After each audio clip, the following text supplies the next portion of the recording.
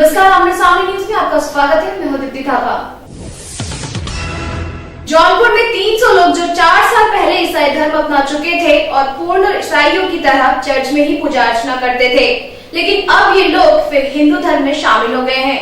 क्या है पूरा मामला, आइए देखते हैं इस रिपोर्ट में।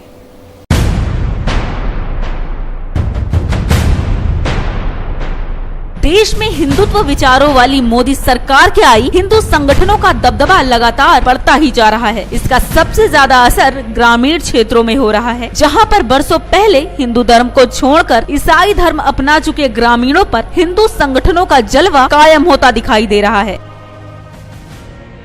यही कारण है कि सैकड़ों की संख्या में ईसाई बन चुके ग्रामीण अब हिंदू संगठनों के संरक्षण में वापस हिंदू धर्म अपना रहे हैं। ऐसा ही एक मामला उत्तर प्रदेश के जौनपुर जिले में देखने में आया, जहां के नगर क्षेत्र के तूतीपुर मोहल्ले में लगभग 4 वर्ष पहले हिंदू धर्म छोड़कर लगभग 300 लोगों ने ईसाई धर्म कबूल कर लिया था।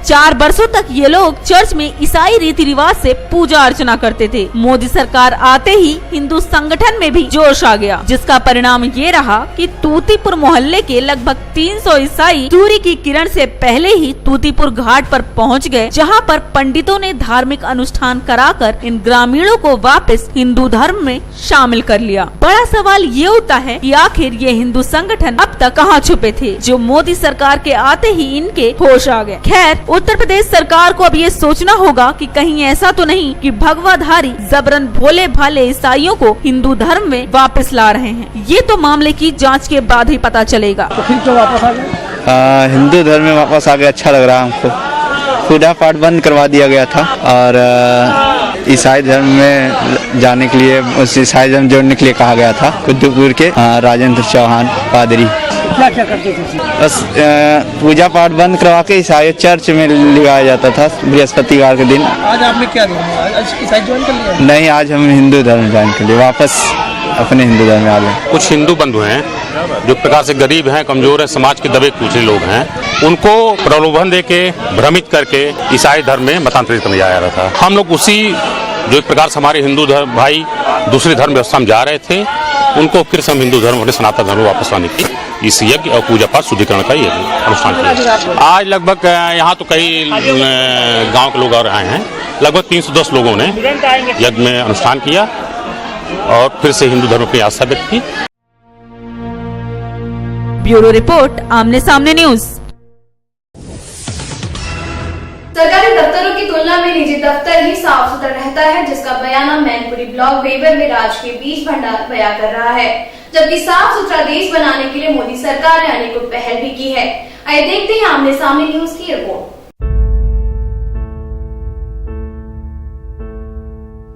माननीय मोदी जी के अथक प्रयासों के बाद भी स्वच्छ भारत अभियान का सपना पूरा होता नहीं दिखाई दे रहा, क्योंकि कहीं झाड़ू लगाई जाती है तो कहीं सरकारी दफ्तरों में नाम मात्र भी सफाई नहीं दिखाई देती, क्योंकि इन सरकारी दफ्तरों को कोई विधिवत तरीके से चेक करने वाला ही नहीं है। ऐसा ही एक दफ्तर मैनपुरी के ब्लॉक बेवर में राजकीय कृषि बीज भंडार है, जहां हमारी टीम पहुंची तो उस दफ्तर के हालत बहुत ही जर्जर थे। चारों ओर सिर्फ गंदगी ही गंदगी नजर आ रही थी। इस दफ्तर में कहीं तराजू तो कहीं मिट्टी के बाट पड़े दिखाई दे रहे थे। दफ्तर में घुसते ही ऐसा लग रहा था जैसे वर्षों से इस दफ्तर की सफाई न हुई हो। कृषि बीज भंडार के प्रभारी ज्ञानेंद्र कुमार से इस संबंध में जानकारी ली गई तो उन्होंने बताया कि हाँ, इसके जिम्मेदार वे सब लोग हैं। क्या नाम है आपका? ये आप ही का ऑफिस है? इस तरीके से ऑफिस पड़ा हुआ है, ऑफिस की सारी कागजात डॉक्यूमेंट इधर उधर फैले हुए हैं, सारी गंदगी है। जब मोदी जी का ये संदेश है 2 अक्टूबर से लागू है, सफाई अभियान पूरे प्रदेश में चल रहा है, पूरे भारत में चल रहा है, तो क्या लगता है आपको, ये ठीक है या गलत? इसका जिम्मेदार कौन है? जिम्मेदार सभी लोग थे। अब हम लोग चले मिले जान जो रहा उसने इधर हम रखा था, बाहर से फेंक दिया। इस दफ्तर को आप देख सकते हैं कि कितने बड़े पैमाने पर सफाई अभियान चलाए जाने के बावजूद भी इन सरकारी कर्मचारियों के कानों में जू तक नहीं रेंगी। ऐसे में बड़ा सवाल ये उठता है कि क्या प्रधानमंत्री नरेंद्र मोदी जी के स्वच्छ भारत अभियान का सपना साकार हो पाएगा? मैनपुरी से अजय भास्कर की रिपोर्ट। वक्त तो चला है छोटे से ब्रेक का। ब्रेक के बाद देखेंगे कुछ अन्य खबरें। Politics, crime, sports. अगर इन खबरों पे है आपकी बारीक नजर, आपकी आवाज भी कर सकती है असर। बढ़ाएं अपनी आवाज का दायरा, बने आमने सामने न्यूज का हिस्सा। ब्रेक के बाद एक बार फिर आपका स्वागत है। देश में कई हादसों के बाद भी लखनऊ रेलवे प्रशासन नहीं चेत रही है। चारबाग रेलवे स्टेशन में काफी दिनों से चेकिंग मशीन खराब चल रही है, लेकिन रेलवे प्रशासन आंखों में पट्टी बांधे बैठी है। देखिए रिपोर्ट।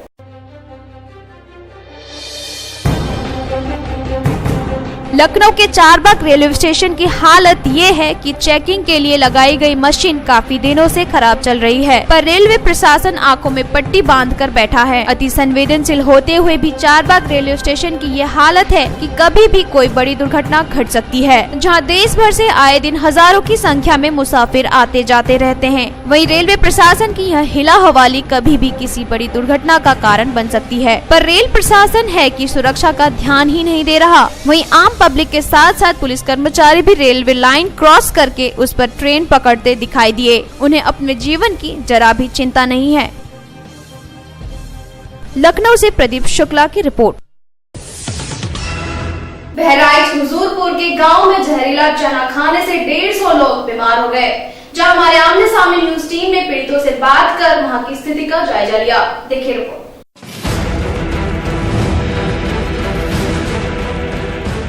बहराइच के हुजूरपुर रोड पर स्थित रानीपुरवा गांव में जहरीला चना खाने से गांव के 150 लोग बीमार हो गए। सभी को जिला अस्पताल में भर्ती कराया गया। इस घटना पर अस्पताल पहुंचकर आमने सामने न्यूज ने बीमारों का हाल जाना। साथ ही यहां पाया गया कि वार्ड के गेट पर लगे कूड़े के ढेर से मरीजों को और भी संक्रमण होने का खतरा बना हुआ है। चना की वजह से हुआ, चना चबाली मेरा सहयोग रहा, वही चना की वजह से हुआ।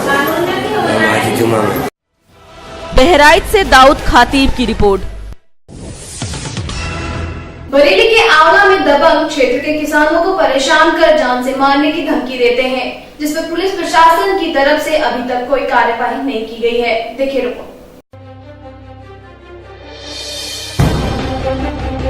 मामला बरेली जिले के आंवला तहसील के ग्राम गौरी शंकर का है, जहां पुलिस के सह पर किसानों के साथ अत्याचार का मामला सामने आया है। गुलरिया रोड से सिरोली रोड पर जा रहे किसानों से उनके बैल छीन लिए जाते हैं और छीनने वाले दबंग किसानों से मारपीट करते हैं और तो और इन्हें जान से मारने की धमकी भी देते हैं। पुलिस भी इन छीनने वालों पर कोई कार्रवाई नहीं कर रही है। इस तरह की वारदातें यहाँ अक्सर होती रहती हैं। बताया जा रहा है कि ये गांव और रोड बीजेपी के सांसद व मंत्रियों की है। ये बैल आपके हैं? हाँ, हमारे हैं। अच्छा, ये बताइए, क्या ये इन बैलों को भी छीना गया था? हाँ, छीन के मार के मारपीट करके छीन के ले गए। आपको मारा उन्होंने? हाँ। किस चीज से मारा? पहनाओ तगड़ो। आपको मारा? लाठियों पहनो। आपको कहाँ मारा? हमारे एक जो लाठी मारी है, जो लाठी मारी। बरेली से शैलेंद्र कुमार की रिपोर्ट। लखनऊ स्थित चिड़ियाघर में जयपुर से आए 2 मेहमानों को देखने के लिए दर्शकों की भीड़ इकट्ठा हो गई। इस नए मेहमान से मिलकर दर्शक बेहद खुश दिखाई दिए। देखिए रिपोर्ट।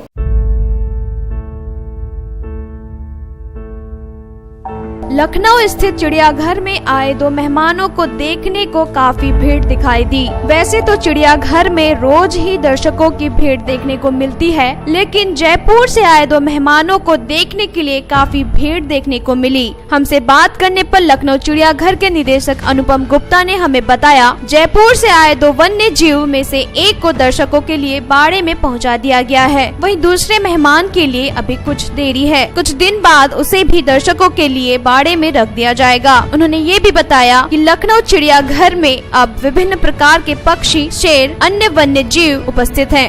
अभी हाल ही में लखनऊ प्राणी उद्यान में जयपुर जू के साथ में हमने एनिमल एक्सचेंज किया और उसके तहत में 2 भेड़िए वुल्फ, इंडियन वुल्फ और 2 सियार यहाँ पर आए हुए हैं और इनमें दोनों में एक नर एक मादा है, भेड़िया भी, और एक नर एक मादा एक सियार। ये अभी हाल में आए, तो ये हमारा नया एडिशन है। भेड़िए तो हमारे यहाँ पहले डिस्प्ले में है और सियार के लिए भी बड़ा हम लोग उसको सेटिंग इस हिसाब से कर रहे हैं कि एट ए टाइम जो निकलते हैं वो सियार भी निकलें। और लेकिन ये जो है चूँकि हमारे पास फील्ड जो है वो लिमिटेड है, एट ए टाइम 2 जानवर खुल सकते हैं और वहाँ पर भेड़िए भी हैं, लकड़ा बग्गे भी हैं, सियार भी हैं, तो हम उनको रोटेशन पे खोलते हैं पब्लिक के लिए, लेकिन वो रोटेशन पे डिस्प्ले में दिखने में आते हैं। लखनऊ से प्रदीप शुक्ला की रिपोर्ट। इस बुलेटिन में फिलहाल सिर्फ इतना ही। कभी मिलेंगे कुछ अन्य खबरों के साथ, तब तक के लिए मुझे यानी थापा को दीजिए इजाजत। नमस्कार।